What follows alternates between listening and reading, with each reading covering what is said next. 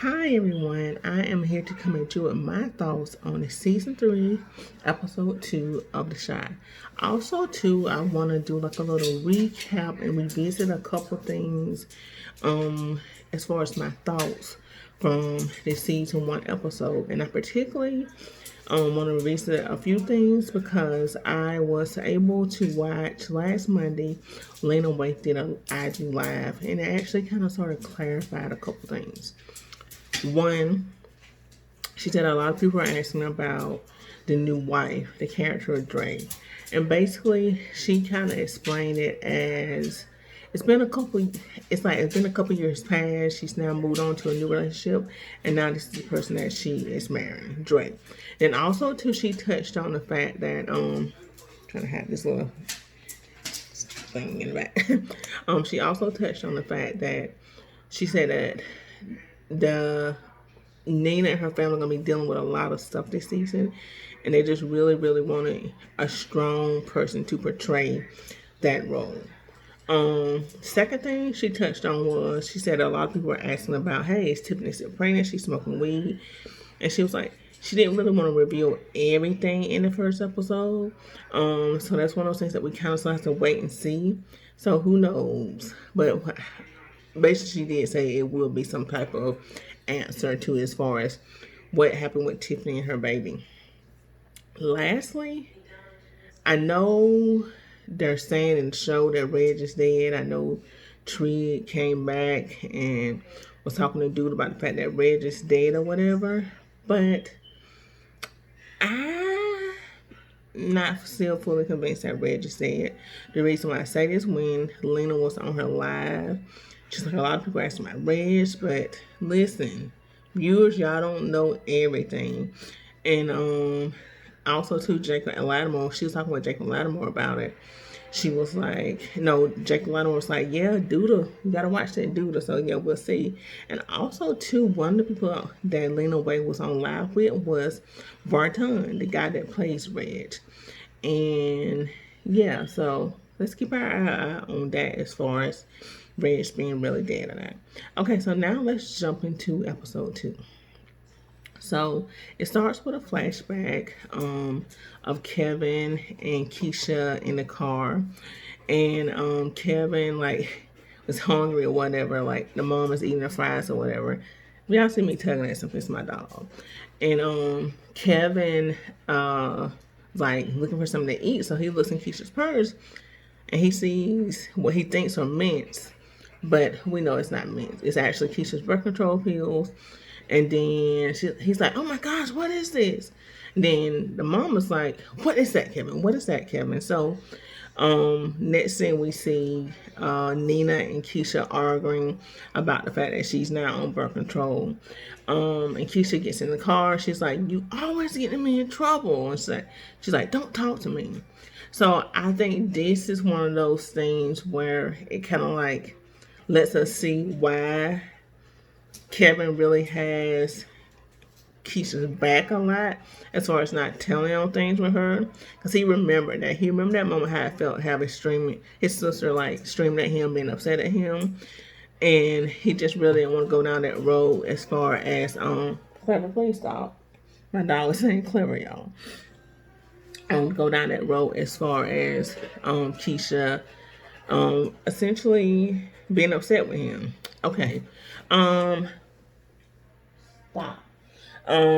Next scene is Emmett caters his baby mama's caters. I need to do air quotes baby shower, and yeah, so he basically uses various restaurants or whatever, because he know he doesn't want to try again as far as cooking it out. You see me looking at stuff. I'm looking at notes I took. He doesn't want to try his hand again at actually cooking stuff. So now he kind of sees that he needs to hire outside people, and now he's just really trying to formulate the idea of how and who he should hire as far as outside people. Now, okay, fast forward, Bunny's collecting trash can. That's his form of money.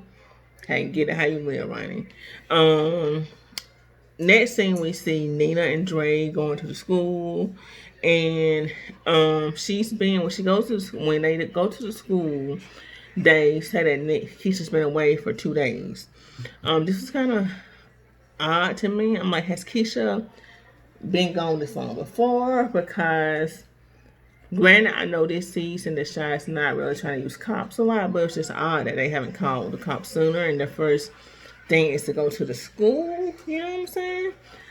So that was interesting for me. And then keep next scene, where they leave the school or whatever, really don't get any answers.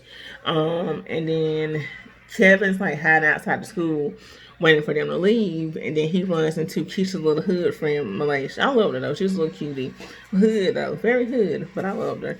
And she tells him that they talk a little as far as like figuring out where Keisha is, and she tells him that Nook, Keisha's boyfriend or whatever, runs with 63rd Street Mob.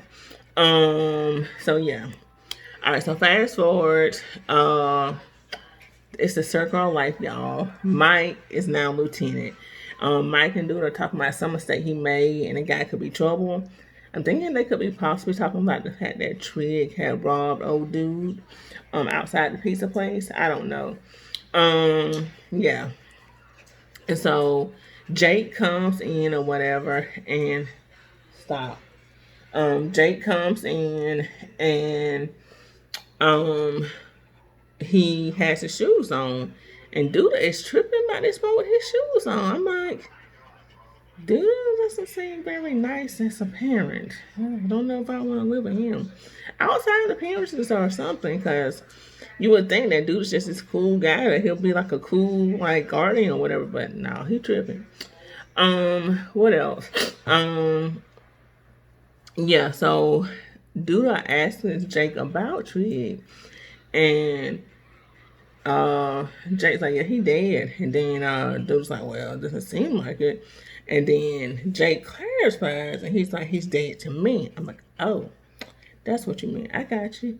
So yeah, we get through that scene. Next scene is Imani and Trig. I will say I'm a little confused as far as like Trig, Jake, and Reg, as far as what parents do they share. Because last season, it made it seem like Jake and Reg had different mothers but had the same father.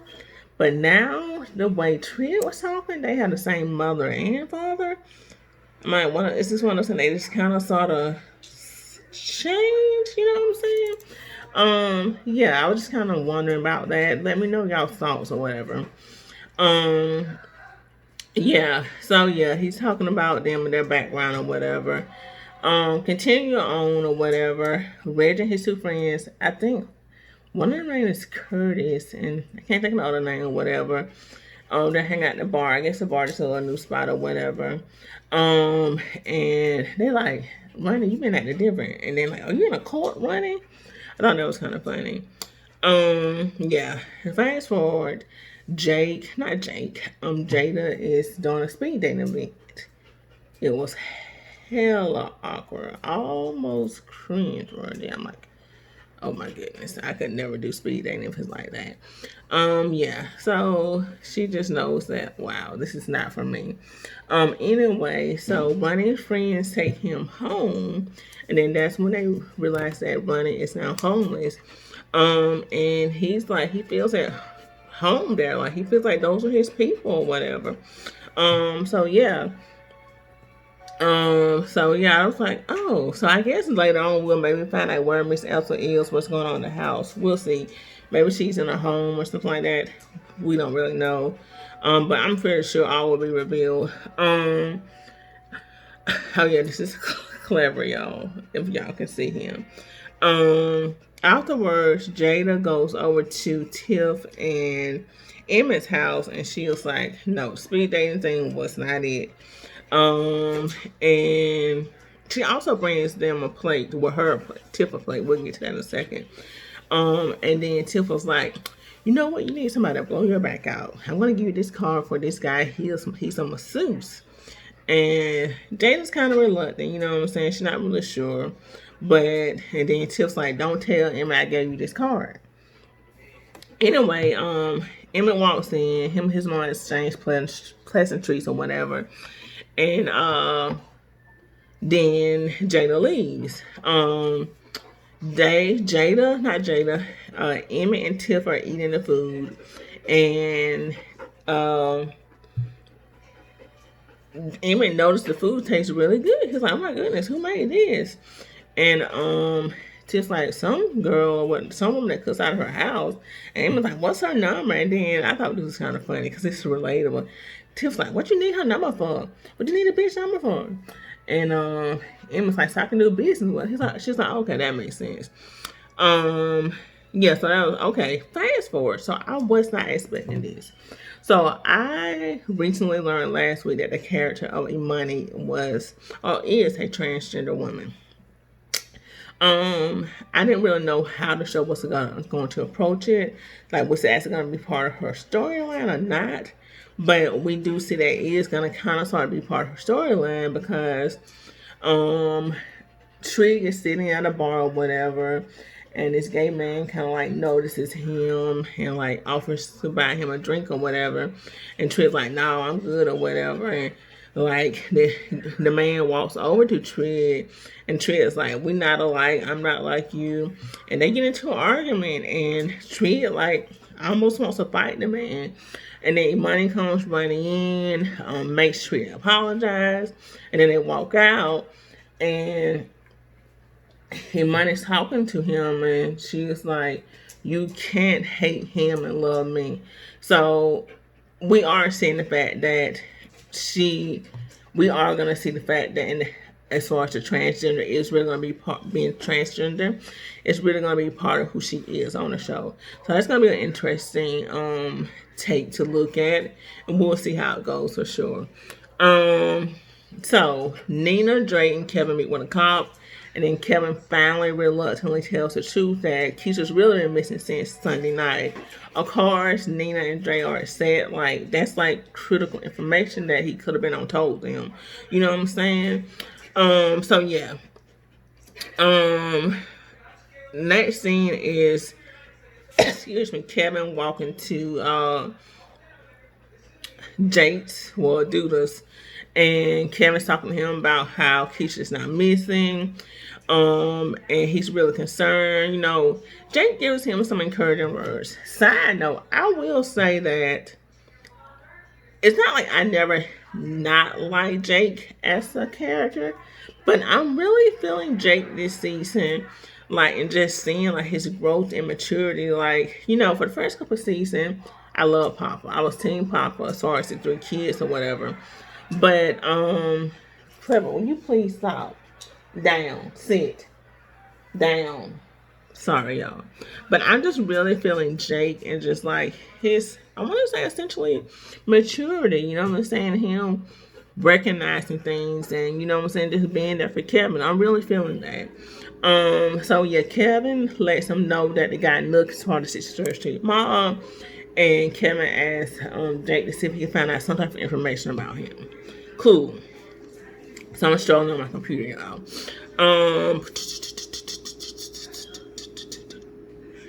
Yeah. So then we get introduced to the character of Dom, played by Lala.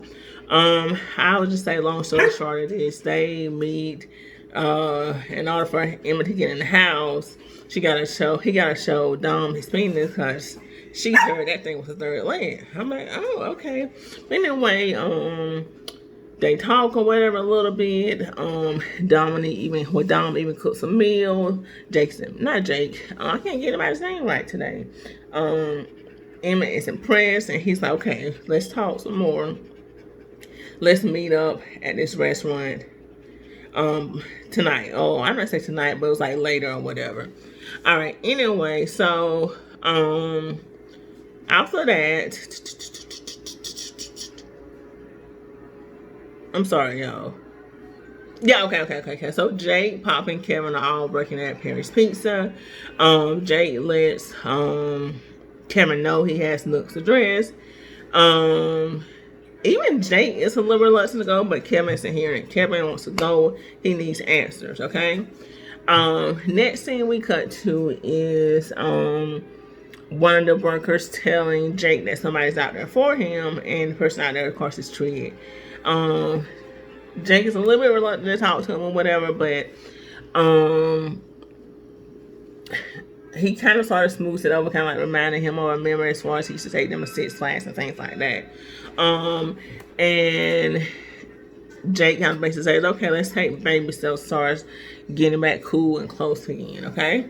So when Jake goes back in, he's like, okay, I'm down to help you, Kevin, but I'm down to help you, Kevin. I'll go with you. Of course, Papa's still reluctant, but they're like, Papa, you going. The next thing, y'all, I was not ready. I liked it, but I wasn't ready. Y'all, Jada got her some little young thing, and I love every minute of it. Go, Jada. Yes, you, Jada. Alrighty, so then after that, so the little masseuse leaves or whatever, and as he's leaving, he sees Emmett. And they talking or whatever. He's like, yeah, you know what I'm saying? I get I'm still doing the massage saying. I even give a couple happy endings. And I'm like, okay, yeah. He's like, yeah, I was just with a woman on the second floor. And Emma's like, wait, my mama live on the second floor. So, you know, Emma wasn't having it. After that, he talked to his mom. He's like, Mom, don't do that again. That was kind of fun. That was like a little comic relief for this episode. Anyway, so Ronnie's hanging out at the homeless spot, and Dre comes up, and she's asking everybody, have they seen, showing a picture of Keisha, have they seen her or whatever, and, Clever, please stop, have they seen her or whatever, and, Ronnie says he has seen her, and, Dre, she knows who Ronnie is, so she's like, she ain't trusting Ronnie. But, you know, Ronnie does seem like he want to help. So he did go to another homeless man and retrieve Keisha's now severely damaged phone. And having the phone didn't really have any answers. It really didn't. If anything, it's probably just going to tell the last person she called. But, hey, it's a little bit of information. But anyway, Dre leaves or whatever. But she lets Ronnie know, like, if I find out you had anything to do with this, I'm killing you. But I don't think Ronnie had anything to do with it. Alright, so Dom, and Emmett meet at Sonny's for the late night spot. To make plans to have a little late night spot. Dom's a little hesitant, but you know, Emmett's a smooth talker, so he smooths her over or whatever into essentially, I think, doing it. My only concern though is like, is Emmett running this by Sonny? Is this something that Sonny's trying to find out about and doesn't like cuts off ties with Emmett? It'll be interesting to see. Okay, next scene is the cop is back at Nina Dre's and just shows Nina crying. Yeah, it's sad. It's really, really sad. Last thing we see is a trio. Well, no, I started into the trio. Excuse me. Jake, Pop, and Kev pull up on their bicycles on Nook, and Kevin like, where's my sister? Kevin is trying to go in the house, and Nook pulls a gun on them, and Kevin like, I ain't selling that gun, Papa. I'm like, I am, and Kevin like, shut up, Papa. This ain't the time, and that's essentially the way the episodes end. So I continue to be excited by each next episode. The next episode is just really showing a lot of focus as far as on finding Keisha. Everybody now knows that Keisha's missing, and people are really just trying to get the word out as far as about finding her. So yeah, like I said, each episode continually makes me excited for the next episode, and it makes me excited to do these reviews for y'all. So this is all new to me. I thought I'd never use one of those people saying comment, like, and subscribe. But please make sure you comment, like, and subscribe. Alrighty, y'all have a good one. Thank you for tuning in.